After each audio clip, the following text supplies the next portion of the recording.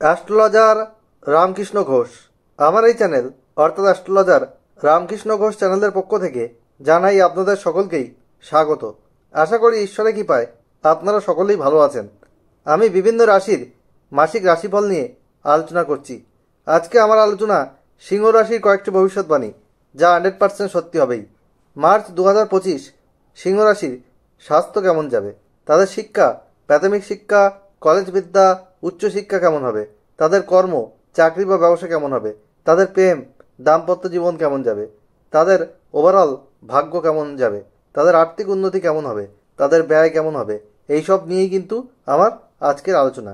আর 29শে মার্চের পর থেকে সিংহ রাশির কিন্তু শনির ঢাইয়া শুরু হবে, কারণ শনি আপনাদের রাশির অষ্টমে যাবে। তার আগে আপনারা যে সুযোগ সুবিধাগুলো পাবেন সেগুলো অ্যাকসেপ্ট করুন। যাই হোক, আপনাদের কাছে অনুরোধ করব, ভিডিওটি কেটে কেটে দেখবেন না, তাহলে পরিপূর্ণ আলোচনা পাবেন না। কারণ ভিডিও শেষে আপনাদের যে সমস্যা রয়েছে সেই সমস্যা থেকে বেরিয়ে আসার জন্য কী রেমেডি রয়েছে সেটা আলোচনা করব। যাই হোক, মূল আলোচনায় যাওয়ার পূর্বে বলবো, সিংহ রাশি হচ্ছে কালপুরুষের পঞ্চম রাশি। এই রাশির অধিপতি গ্রহ হচ্ছে রবি।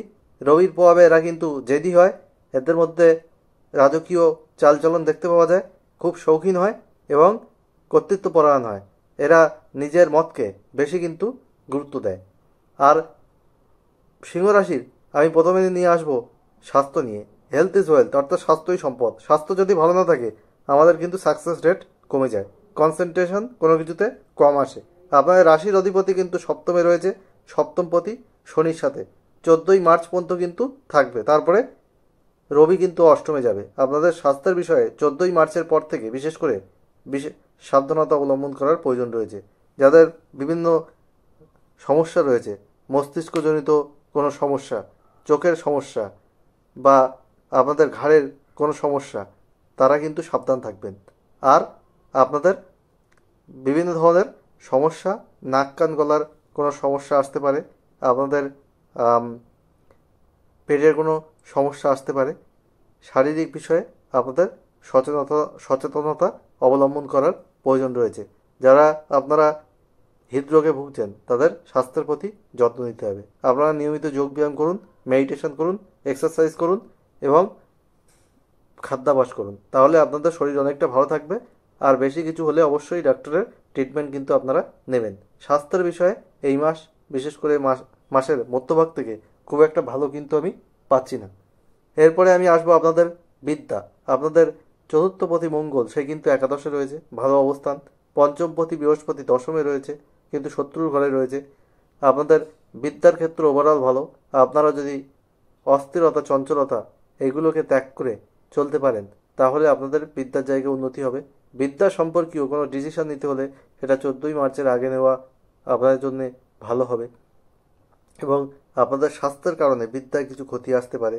আপনাদের মধ্যে কিছু কিছু ক্ষেত্রে বিদ্যার ক্ষেত্রে কনফিউশন ক্রিয়েট হতে পারে। আপনাদের উচ্চশিক্ষার ক্ষেত্রেও কিন্তু ভালো যোগাযোগ লক্ষ্য করা যাচ্ছে। আর 29শে মার্চের পর থেকে আপনাদের শনির ঢাইয়া শুরু হবে, তখন সর্বক্ষেত্রে আপনাদের একটা বাধা তৈরি হবে। ভাগ্য আপনাদের কিন্তু সাথ দেবে না যদি শুভ গ্রহের দশা অন্তর্দশা না চলে।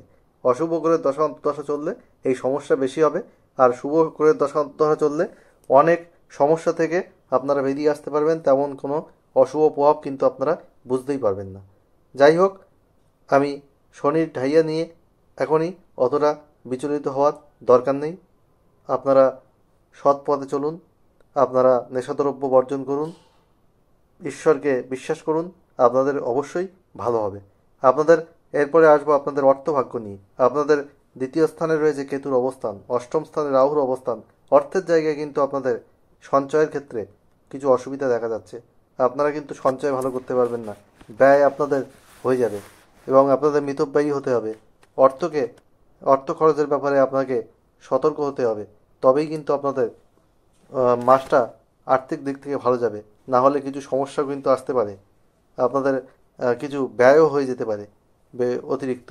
সে বিষয়ে আপনাদের সতর্কতা অবশ্যই অবলম্বন করার দরকার হবে।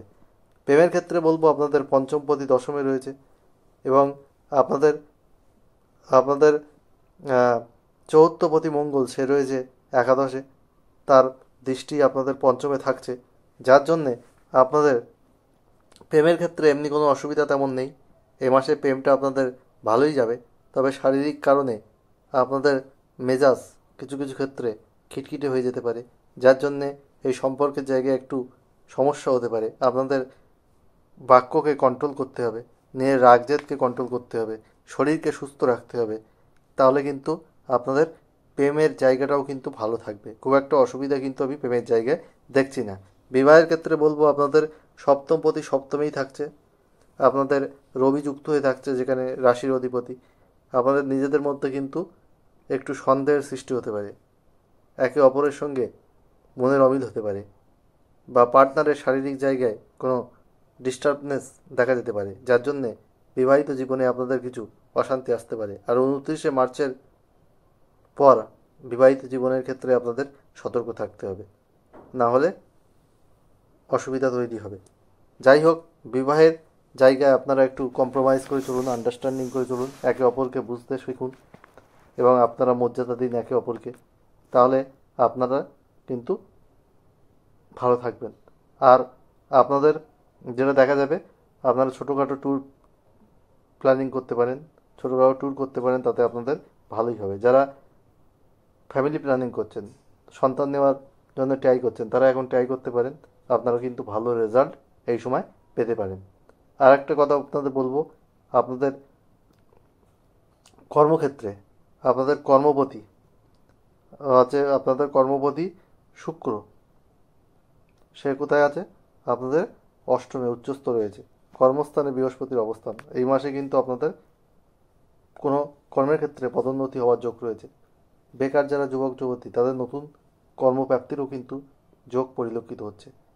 14ই মার্চের আগে এই যোগটাকে আপনারা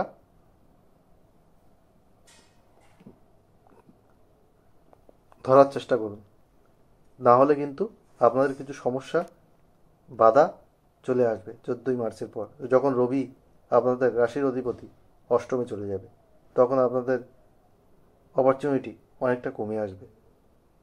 29শে মার্চের মধ্যে আপনাদের কিন্তু এই সুযোগ সুবিধা 14ই মার্চ থেকে কিন্তু 29শে মার্চ এই জায়গাটায় আপনাদের অপরচুনিটির জায়গাটা কম থাকবে। আবার আপনাদের এই ভাগ্য আপনাদের সাথে থাকবে, এটা বলা যায়। কিন্তু 29শে মার্চের পর শনি ঢাইয়া আসলে আপনাদের কিছু সমস্যা আবার কিন্তু দেখা যাবে, অশুভ করে দশা অন্তদশা চললে। কর্মের ক্ষেত্রে আপনাদের উন্নতি রয়েছে, যারা ক্রিয়েটিভ জায়গায় রয়েছেন, ম্যানেজমেন্টের সঙ্গে রয়েছেন, টেকনিক্যাল ফিল্ডে রয়েছেন, তাদেরও কিন্তু দারুণ উন্নতির যোগ এই সময় পরিলক্ষিত হচ্ছে। ব্যবসা ক্ষেত্রে আপনাদের বলবো, ব্যবসার কারক গ্রহ বুধ অষ্টমে রয়েছে নিচস্থ, কিছু অসুবিধা রয়েছে ব্যবসার ক্ষেত্রে। ইনভেস্টমেন্ট একটু বুঝে শুনে আপনারা করবেন। 29শে মার্চের পর থেকে আপনাদের ব্যবসার জায়গাটা একটু টালমাটাল হতে পারে।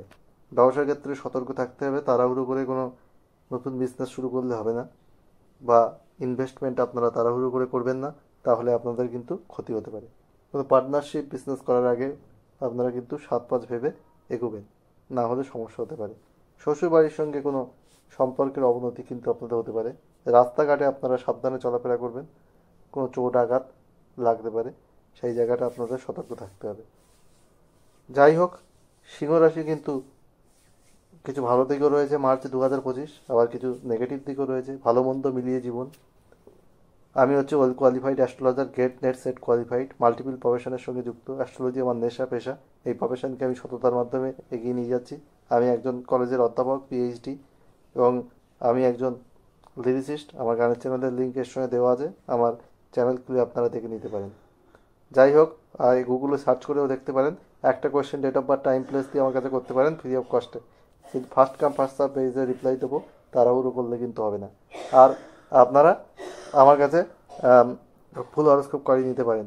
আপনারা কিন্তু সেটা আমি সফটওয়্যার থেকে প্রিন্ট করে দেবো না, অন্য অ্যাস্ট্রোলজারের মতো ডিটেল অ্যানালিস করে হ্যান্ড রিটেন রিপোর্ট আপনাদেরকে প্রোভাইড করব। আর অন্য অ্যাস্ট্রোলজার যা ভিড় নেয়, তার 5 ভাগের 1 ভাগ ভিজিটে আমি এই সার্ভিস কিন্তু প্রোভাইড করব। আপনারা আমার কাছে বিশ্বাস রেখে করতে পারেন। আমি এই প্রফেশনকে সততার মাধ্যমে এগিয়ে নিয়ে যাচ্ছি। আপনাদের কি করলে আপনারা আরও ভালো থাকতে পারবেন? আপনারা লাল রং বেশি ব্যবহার করুন, হলুদ রং বেশি ব্যবহার করুন, আপনারা সাদা রং বেশি ব্যবহার করুন, নীল আকাশি কালো রং কম ব্যবহার করুন। আপনারা লাল রং গোলাপি রং বেশি ব্যবহার করুন, আপনারা অনেক শুভ ফল পাবেন, শুভত্ব আপনাদের বৃদ্ধি পাবে।